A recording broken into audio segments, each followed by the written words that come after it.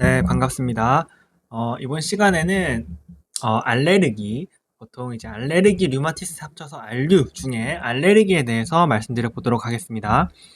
자, 알레르기는 물론 뭐 1형, 2형, 3형, 4형 이렇게 네 가지 타입이 있지만 기본적으로 물론 약물 같은 데서 약물 알레르기 같은 데서 4형을 조금 다루긴 하지만 기본적으로 저희가 배우는 메인 알레르기는 제1형 IgE 메디에이트드 제1형 과민 반응이 핵심이다 라고 보시면 되겠습니다. 자, 그러면 제1형 과민 반응은 뭔데? 라고 했을 때 마스트셀 비만세포죠. 비만세포가 이렇게 돼 있고 여기에 이제 1차적으로 IgE가 감작이 이렇게 돼 있는 거죠. 이렇게 IgE가 감작이 되어 있는 상태에서 새롭게 이제 안티젠이 들어오는 겁니다. 안티젠이 이렇게 들어오면서 IgE 사이를 교차 반응, 크로스 링키지 시키는 거죠. 야, 뭔 말하는 중이야? 라고 생각하시면 무시하셔도 됩니다. 중요한 거 제가 좀 이따가 말씀드릴게요. 그래서 어쨌든 여기 이제 안티젠이 항원이죠. 그러니까 그 알레르겐이라고 할까요? 알레르겐이 젠이 들어오면서 요 IgE를 교차 반응을 딱 시키면 요 비만 세포가 이제 탈과립, 쉽게 말해서 터지는 거죠. 터지면서 안에 가지고 있던 이렇게 막 가지고 있던 히스타민을, 다른 것도 있지만 히스타민이 메인이니까 히스타민으로 하겠습니다. 히스타민이 밖으로 뿅 하고 튀어나오는 거죠. 이렇게 얘가 이렇게 뿅 튀어나오면 얘네들은 이제 혈관을 확장시키고 그리고 혈관 투과도를 증가시키는 거죠. 혈관 투과도가 증가한다. 그래서 이렇게 혈관이 확장되고 혈관 투과도가 증가하면 체액이 밖으로 빠지면서 이제 부종이 발생할 수 있는 거죠. 부종이나 그렇죠. 이게 부어오를 수 있는 거죠. 자, 그리고 또 이 히스타민은 이제 감각신경을 자극하면서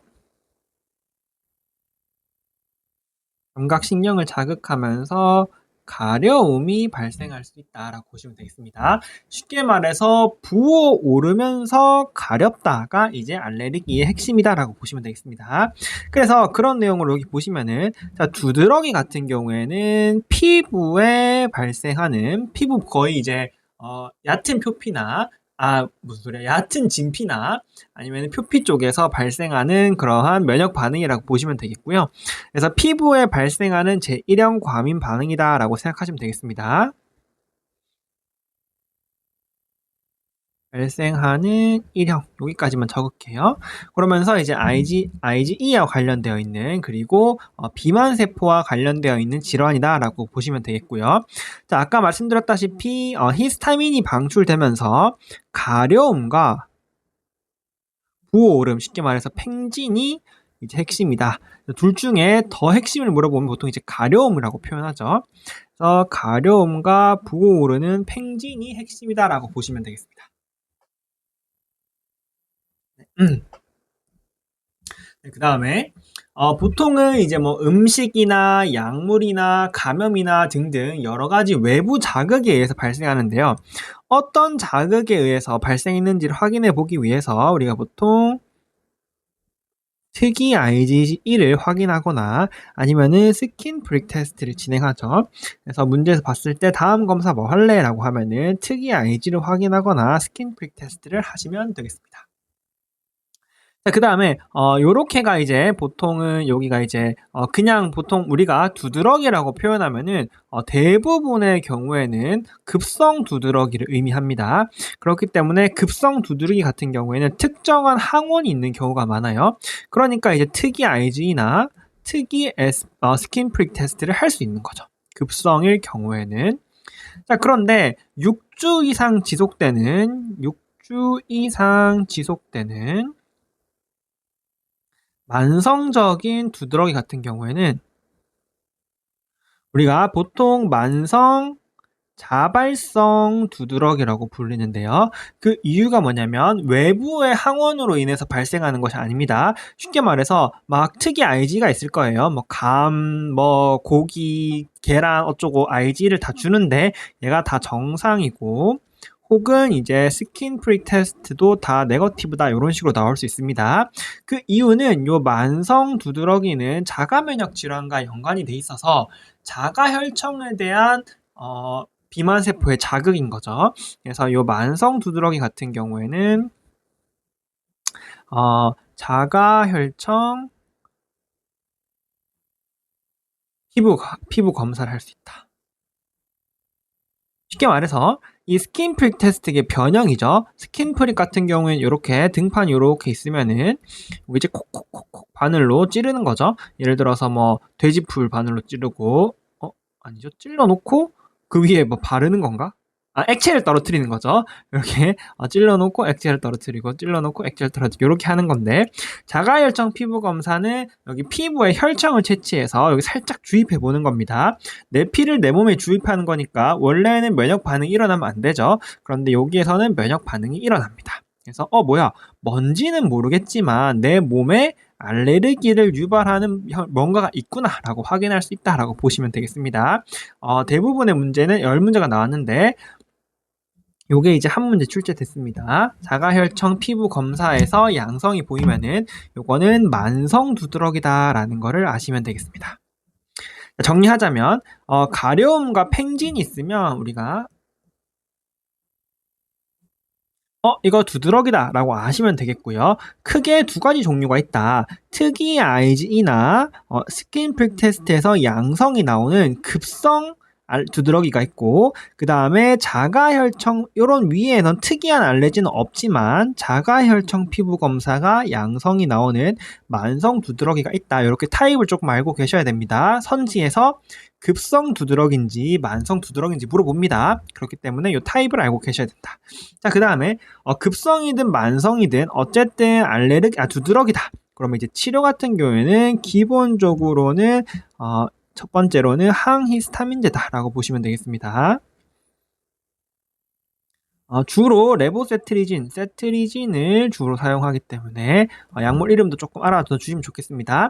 그래서 1번은 항히스타민을 쓰는 거다. 자, 2번 항히스타민을 썼는데도 효과가 없어? 그러면은 항히스타민의 용량을 4배 늘린다. 그래서 여기까지는 국시에서 출제가 되기 때문에 알고 계셔야 되고요. 자, 4배까지 늘렸는데도 효과가 없으면 세 번째는 이제 IgE 바이오틱스 생물학적 제재인 오말리주맙을 산다. IgE 안티 IgE라고 할게요. 안티 IgE 그거죠. 그 프리 IgE를 싹 긁어가버리는 생물학적 제재인 오말리주맙을 사용한다. 여기에는 이제 국시에는 잘 안 나오고 임종평에서 주로 출제되는 수준입니다. 자, 그 다음에 네 번째로 이런 오말리주맙까지 생물학적 제재까지 사용해 봤는데도 안 되면은 이제 면역 억제제를 사용할 수도 있습니다. 이 말해서 사이클로스포린을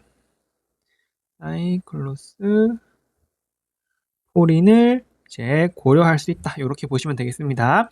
자, 그래서 어디까지 알아야 되냐? 이렇게 하시면 항히스타민, 특히 이제 세트리진 쓴다는 거, 요거는 이제 반드시 알아두시고요. 그 다음에 요걸 썼는데도 효과가 없으면은 뭐 다른 거 병용, 요거는 이제 다 예전 가이드라인이어서 최근에는 무조건 4배 늘린다가 정답입니다.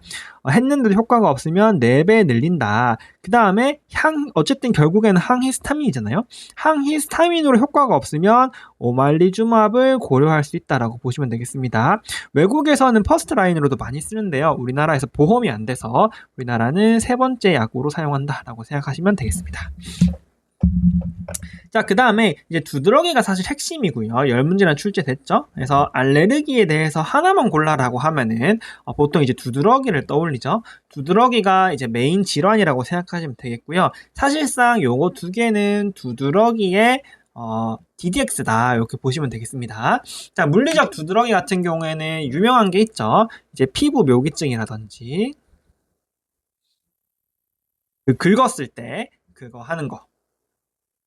그래서 이제 이거를 확인하기 위해서 긁어본다. 요거를 아시면 되고요. 그 다음에 이제 콜린성 있죠. 뜨거운 물에 들어간다거나 운동을 한다거나 이런 거 했을 때 가려움이 발생하는 거, 이런 거는 운동 시에 운동이나 뜨거운 물 샤워를 했을 때 발생할 수 있다. 그래서 유발 한번 시켜본다. 이게 이제 핵심이고요. 한랭성도 있죠. 찬물을 먹거나 찬물을 마시거나 아니면은 뭐 찬데 들어갔거나 했을 때 유발되는 겁니다. 요거는 이제 팔에다가 얼음을 이렇게 올려보는 거죠. 그래서 아이스 큐브 테스트라고 부릅니다. 를 진행해 보면 되겠다. 시험 문제에서는 요 콜린성이 두 문제, 뭐 뜨거운 걸 뭘 했을 때만, 뭐 운동을 했을 때만 두드러기가 난다. 그 다음에 한랭 한 문제, 찬물을 먹었더니 뭐 두드러기가 난다. 이렇게 세 문제가 총 출제가 되었습니다. 죄송합니다. 자, 그 다음에 브래디키닌 혈관 부종인데요. 자, 요거 같은 경우에도 이제 두드러기랑 구분을 조금 해주셔야 되는데, 자, 여기 보시면은 제가 아까 기본적으로 제1형 과민 반응의 핵심 증상은 팽진과 빨갛게 부어오르는 것과 가려움이라고 말씀드렸습니다. 이해되시죠? 자, 그래서 문제를 보실 때 가려워? 그럼 무조건 두드러기다. 이렇게 생각하시면 되겠습니다. 자, 혈관 부종의 핵심은 붓는 거거든요. 전반적으로 부어오른다. 그 다음에 플러스 탱탱 부으면서 압박이 느껴지면서 통증이 유발된다. 이게 이제 핵심이라고 보시면 됩니다.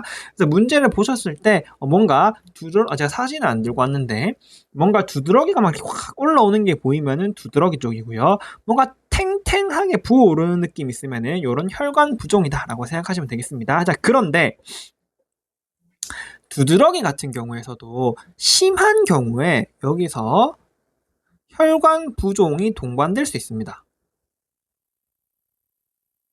이해하시죠? 자, 그렇기 때문에 얘네 두 개를 부어오르냐 안 부어오르냐로 구분하시면 안 되고요. 반드시 가려움이 있냐가 핵심이라고 보시면 됩니다. 얘는 가려움이 없습니다. 자, 그러면은 이 브라디키닌 혈관 부종, 쉽게 말해서 IgE와 관련돼 있는 이 알레르기와 관련돼 있지 않은 혈관 부종은 기전이 뭐냐라고 말하시면은 뭐 크게 중요하진 않은데요.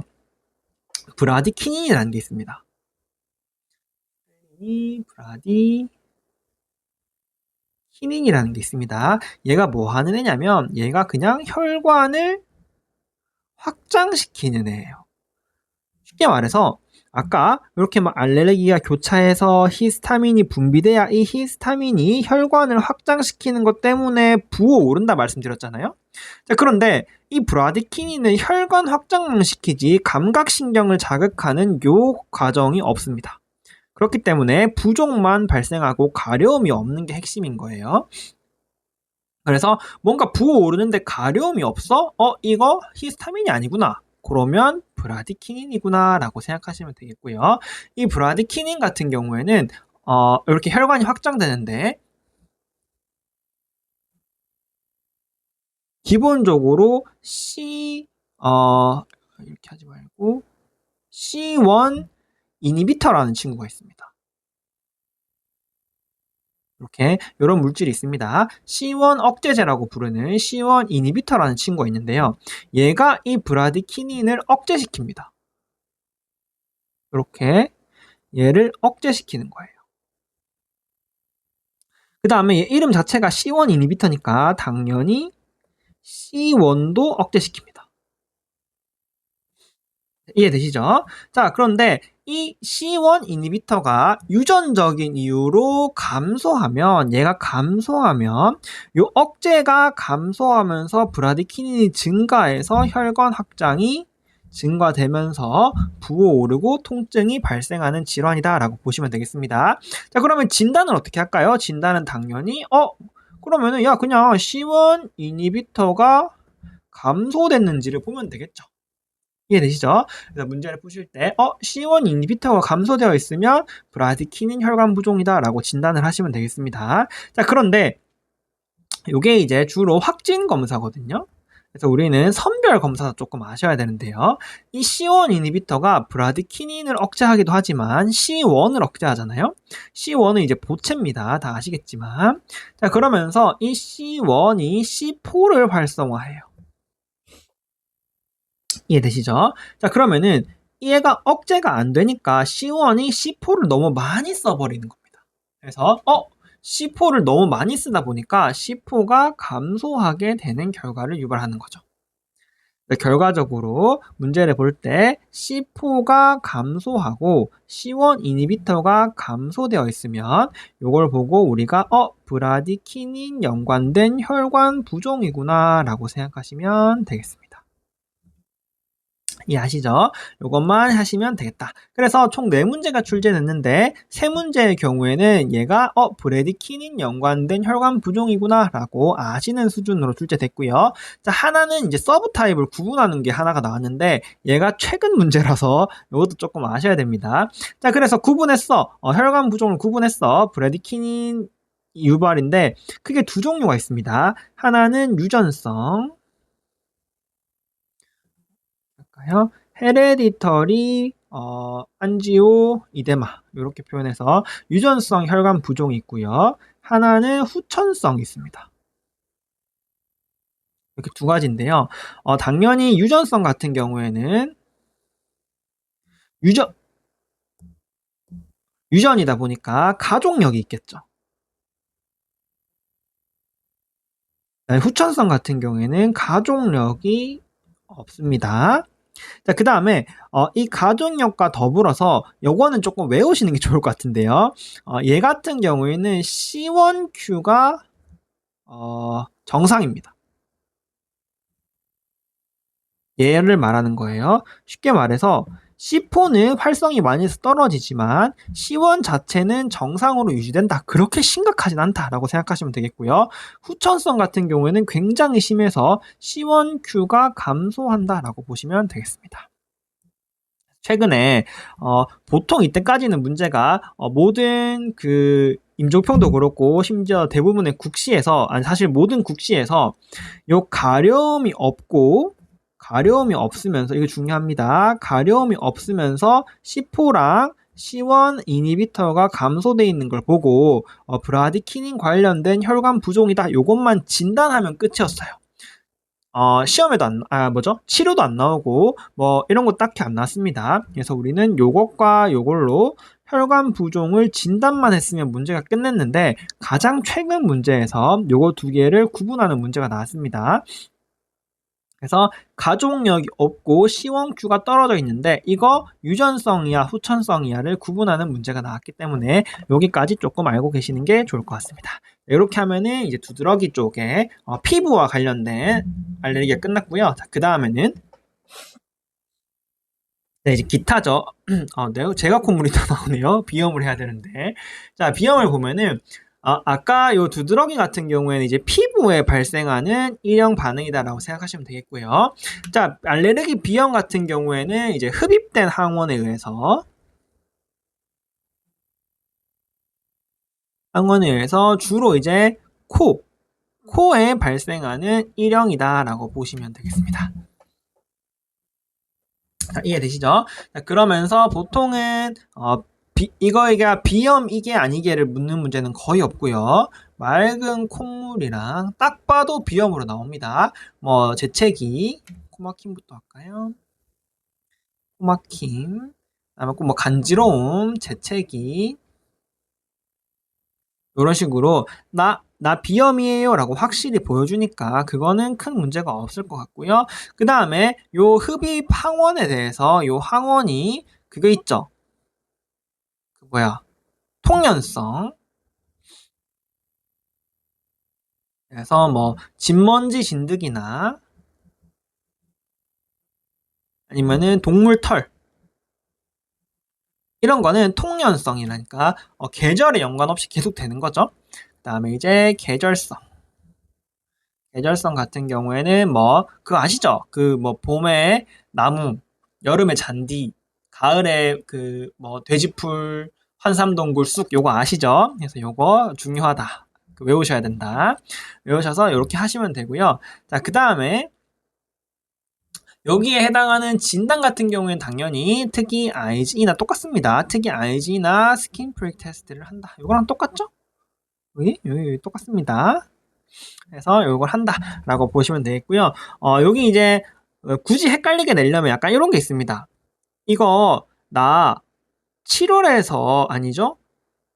9월에서 11월 사이만 비염이 있어. 근데 이 특히 IgG를 했는데 진먼지 신드기가 예를 들어서 10이 나오고 이렇게 나오면 죽겠지만 뭐 여기 돼지풀 같은 게 5가 나왔어.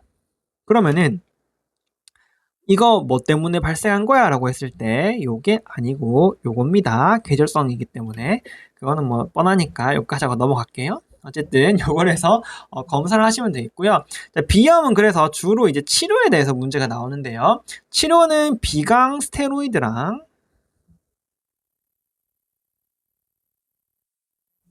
경구 항히스타민제를 병용한다라고 하시면 되겠습니다. 히스타민. 네, 우리 아까 두드러기 같은 경우에는 경구 항히스타민제만 썼잖아요.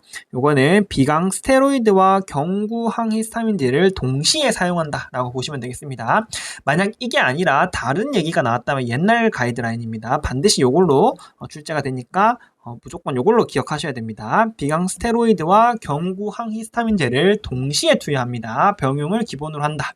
그래서 요거 분무니까 당연히 뭐 부데소나이드를 쓰겠죠. 요거는 당연히 세트리진일 거고. 자, 그 다음에 추가 증상에 따라서 뭔가를 추가할 수 있는데요. 야, 나 이걸 했는데 콧물이 안 멈추네. 그러면은 경구 아니고 비강 항콜린제 콧물이니까.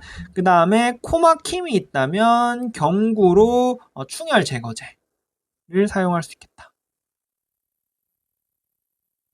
제거제를 이제 추가할 수 있겠다라고 보시면 되겠고요. 요거보다 더 중요한 건 요건데요.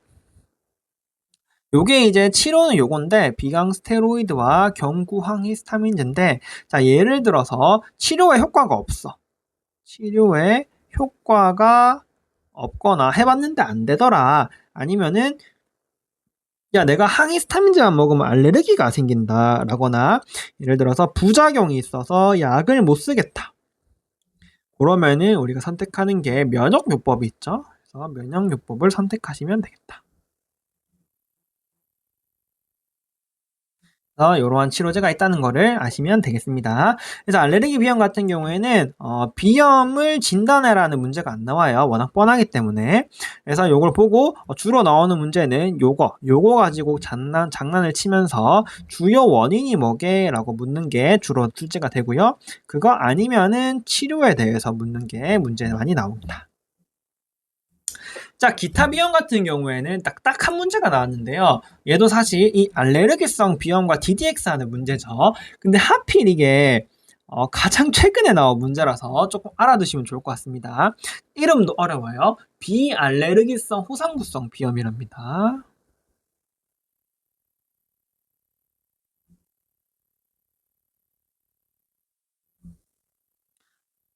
대신에 얘는 이름은 조금 긴 대신에 이름에 모든 게 담겨 있습니다. 비알레르기성이니까 IgE가 모두 음성입니다. 그럼 얘는 비염이 아니죠, 사실? 라고 하면 안 되고 비염은 그냥 염증이니까 알레르기가 아니죠. 그 다음에 호상구성이니까 얘는 알레르기는 아니지만 호산구가 증가돼 있습니다. PBS 미호에서. 그 다음에 콧물, 코막힘, 재채기가 있어요. 그래서 요걸로 시험 문제가 한 문제 나왔다라고 보시면 되겠고요. 자, 요거 외에도 혈관성 요런 게 있겠죠? 혈관성.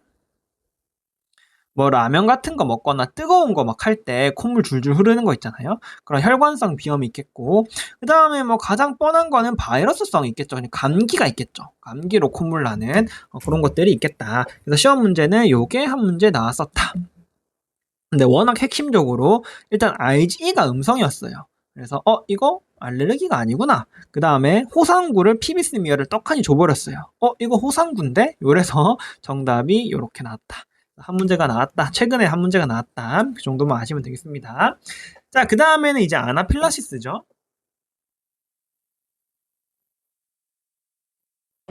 요 일형 과민 반응이 피부에 국한돼서 발생하면 두드러기, 코 쪽에, 비강 쪽에 국한되면 비염, 전신에 발생하면 아나필락시스다라고 보시면 되겠습니다. 시험 문제는 아나필락시스가 굉장히 많이 나오고요. 전신에 발생하니까 얘는 약간 쇼크 비슷하게 되는 겁니다. 그래서 호흡곤란, 목이 막히면서 호흡곤란이 오고 기도가 막히면서 쌕쌕거림이 올 수 있겠죠. 호흡곤란과 BP 감소, 저혈압, 쇼크 느낌으로 저혈압이 올 수 있겠다. 혈관이 확장되면서 저혈압이 올 수 있겠죠. 그래서 요 증상을 보시고 우리는 아나필락시스다. 자, 이게 있겠죠? 두드러기에 플러스 요게 주어지면은 우리는 이거 아나필락시스다라고 생각하시면 되겠고요. 만약에 이 두드러기가 안 주어지면 보통은 우리가 두드러기를 보고 알레르기인데 전신이네 요렇게 판단하는 겁니다. 순서가 알레르기인데 전신이네 요렇게 우리가 판단을 하는데, 만약에 두드러기가 주어지지 않는 경우에는 우리 문제에서 보통 뭘 먹은 후에 아니면은 뭐 벌에 쏘였다던가 아니면은 뭘 했다 하는 히스토리를 확실하게 줍니다. 그 이후에 뭐 베놈이라던가 음식이라던가 뭔가 특이한 게 들어온 이후에 요게 발생했다. 요거를 확실하게 주니까 진단에는 큰 문제가 없을 것 같습니다. 그래서 이제 이러한 증상을 보고 우리는 임상적으로 진단을 하죠. 그다음 치료는 다 아시겠지만 이제 에피네프린 근주를 하고 여기에도 효과가 부족하면 노말셀라인 볼루스 라고 보시면 되겠습니다. 그래서 이 전체를 기억을 조금 해주시면 좋겠고요. 대부분의 문제는 에피네프린 근주에서 끝났습니다. 딱 한 문제에서 에피네프린 근주를 했어. 또 뭐 할까? 라고 했을 때 노말셀라인을 볼루스로 주겠다가 나왔습니다.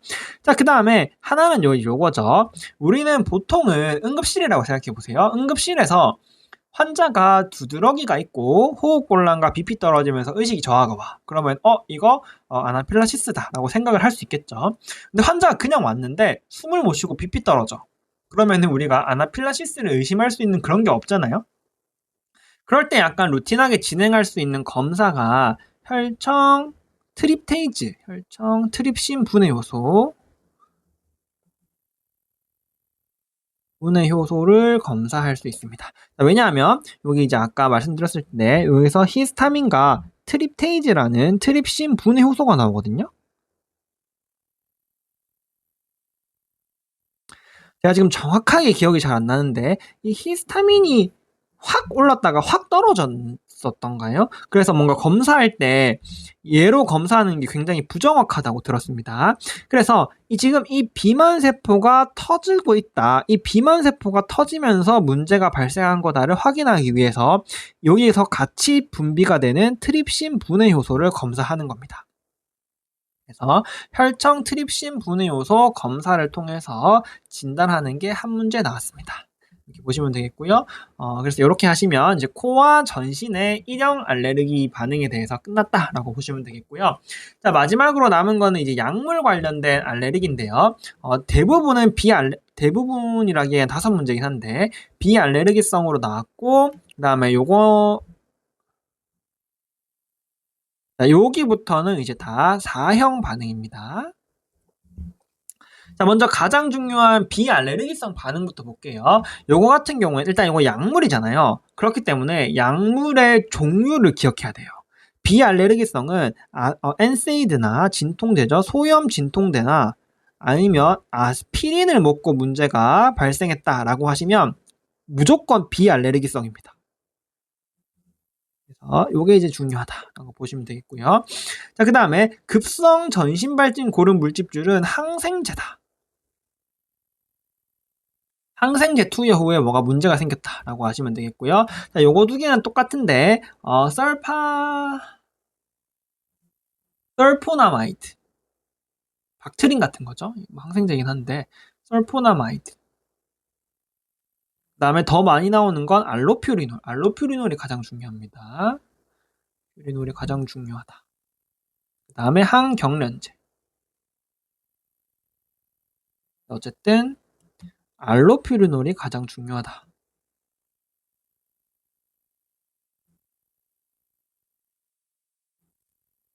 똑같습니다.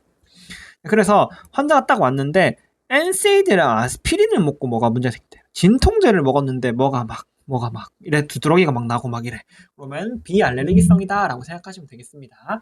자, 왜냐하면 요 엔세이드나 아스피린 같은 경우에는 일단 기전을 간단하게 말씀드리면 콕스1 억제에 의하면서 요 콕스1이 억제되면서 두드러기나 혈관 부종이 발생하는 건데요. 그건 사실 조금 어려우니까 알 필요 없고요.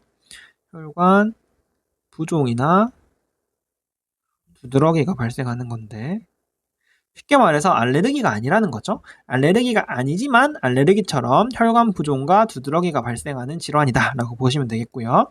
자, 엔세이드랑 아스피린 복용 후에 뭔가 부어오르고 두드러기가 난다 이러면은 비알레르기성이다를 생각하시면 되겠고요. 자, 더 중요한 거는 이제 해야 되는 게 뭐냐 이러면은 당연히 약물 중단입니다. 그래서 엔세이드 같은 경우 일단 이거부터 할까요? 일단 증상 완화. 지금 혈관 부종과 두드러기가 있으니까 증상 완화는 뭐 할까요? 당연히 이제 안티항히스타민제겠죠. 그대로 넣으면 되고요. 자, 그 다음에 두 번째는 회피를 해야 되잖아요. 그래서 약물을 중단하거나 변경해야 돼요. 그래서 엔세이드 같은 경우에는 이제 선택적 콕스2 이니비터인 셀레콕십 굉장히 맞겠지? 맞죠? 셀레콕십이 굉장히 중요합니다. 대부분 시험 문제가 이걸로 나왔어요. 엔세이드는 셀레콕십으로 변경한다. 이게 이제 가장 중요합니다. 이걸 기억하셔야 되고요. 물론 증상 완화는 안티히스타민제다. 이것도 기억하셔야 됩니다. 자, 그 다음에 이제 문제는 진통제는 셀레콕십으로 바꾸면 되는데 이제 항혈소판이 필요해서 아스피린을 못 끊을 수가 있어요. 맞죠? 예를 들어서 뭐 뇌경색 환자인데 야, 너 이거 알레르기 있으니까 아스피린 쓰지 마라고 할 수가 없잖아요. 그래서 아스피린을 반드시 써야 되면 탈감작을 해야 된다. 이게 핵심이라고 보시면 됩니다. 그래서 크게 두 가지 증상 완화는 안티히스타민, 그 다음에 교체를 할 때 엔세이드는 셀레콕시, 아스피린을 꼭 써야 되면 탈감작해야 된다라고 생각하시면 되겠습니다. 자, 그 다음에 급성 전신발진 고름증은 단 한 문제 나왔는데 그게 26년도인 게 문제예요. 그래서 항생제를 먹은 후에 즉각적으로 이제 전신발진처럼 수많은 농포, 사진을 안 가져왔네. 수많은 농포 그냥 막 짜잘하게 막 올라오고 그 다음에 핵심은 호중구다 이렇게 보시면 되겠습니다. 그래서 항생제 복용 후에 수많은 농포와 호중구가 발생했다라고 생각하시면 진단하시면 되겠습니다. 자, 치료는 여기 4형은 모두 똑같습니다. 약물 중단과 전신 스테로이드 이렇게 보시면 되겠습니다. 치료는 크게 중요하진 않습니다. 더 중요한 거는 진단이다라고 생각하시면 됩니다. 그래서 항생제 복용 후에 호중구가 증가했으면은 요거라고 보시면 되겠습니다. 자, 얘는 이름부터가 호상구 정신증상 약물 발진이네요. 옆으로 좀 쓸까요?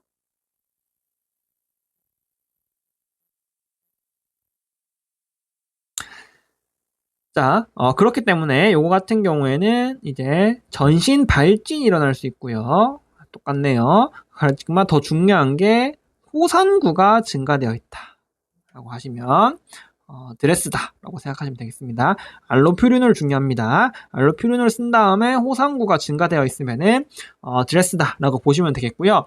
얘는 또 특징적인 게 전신의 T세포가 전신을 공격하면서 간을 많이 생각해요. 그래서 간염을 잘 일으키기 때문에 AST랑 ALT가 증가됩니다. 그래서 이런 특징이 있다. 그래서 알로푸린을 복용 후에 호상구 증가되고 간 수치 올라가면은 드레스다라고 생각하시면 되겠습니다. 자, 그다음에 스티븐 존스 신드롬이랑 텐 여기 이제 많이 보이죠? 요거 같은 경우에는 핵심은 표피 박탈이죠. 표피가 박탈되는데 표피 박탈이 10% 미만으로 국소적인 박탈이면은 스티븐 존슨 신드롬이고요. 30% 이상으로 전신에 발생하면 텐이다. 라고 보시면 되겠습니다. 시험 문제는 하지에 국한된 사진이 발에만 나왔어요. 발에 국한된 국소여서 스티븐 존슨이 정답으로 출제된 적이 있습니다. 그때도 알로퓨리놀이었어요. 이건 똑같습니다. 이러한 질환을 보시고요. 일단 가장 먼저 이런 약물 알레르기가 나오면은 약을 먹었는데 그 이후로 뭔가 알레르기성 반응이 있으면 자, 가장 먼저 저는 추천드리는 거는 약물이 뭔지 확인하셔서 엔세이드와 아스피린을 그냥 딴 거 생각할 거 없이 무조건 비알레르기성이라고 보시면 되고요. 나머지는 다 한 문제씩 나왔기 때문에 조금 그렇긴 한데 항생제로 나왔습니다. 얘는. 그 다음에 요거 같은 경우에는 둘 다 알로퓨리놀로 문제가 나왔고요. 호상구 증가와 AST-AT가 있으면 요거, 그다음에 뭐런 표피 박탈이 있으면 막 살가죽이 벗겨지고 이러면은 요쪽이다 라고 생각하시면 되겠습니다. 자, 그다음에 기억하실지는 모르겠는데 우리 피부과 할 때 그 고정 약물 발진 이런 거 했었잖아요. 그런 거는 요거 이제 중증만 여기서 다룬 거고 요런 모든 반응들이 굉장히 경증으로 약하게 발생하면 그게 우리 피부과에서 봤던 픽스드 드러그 뭐였지? 하여튼 고정 약물 발진이라고 생각하시면 되겠습니다. 라고 생각하시면 되겠다. 그렇게 하시면 치료가 되고요. 이게 된다라고 보시면 되겠습니다. 그래서 이렇게 하시면 약물 관련 문제들이 끝났고요. 그다음에 더 중요한 거는 여기 두드러기 쪽이랑 요거 이제 DDX 하시는 거, 그다음에 알레르기 비염이랑 요 기타 비염 구분하시는 거, 그다음에 아나필락시스에서 에프네프린 근주하는 거 이렇게까지 하시면 되겠습니다. 네, 알레르기 여기까지 하겠습니다. 수고하셨습니다.